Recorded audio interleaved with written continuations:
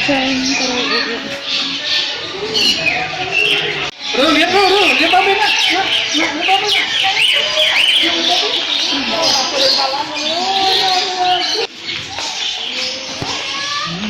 Bro,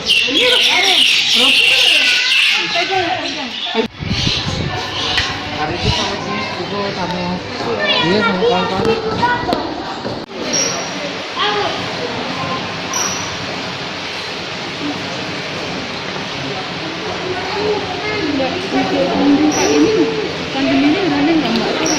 Kalau itu kita ada penurunan sekitar 70% Mbak. Dari yang sebelumnya dari tahun-tahun kemarin.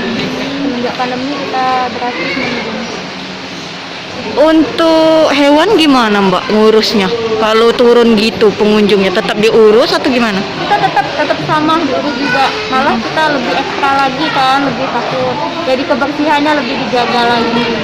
Oke. Nggak ada perubahan kalau buat kasih makan hewannya tuh nggak. Oke. Mbak, selama ini pandemi ini ada nggak berapa burung yang mati atau yang datang lagi itu gimana? Kalau yang mati sih nggak terlalu banyak sih, Mbak. Jangan lupa subscribe, share, komen, dan like ya.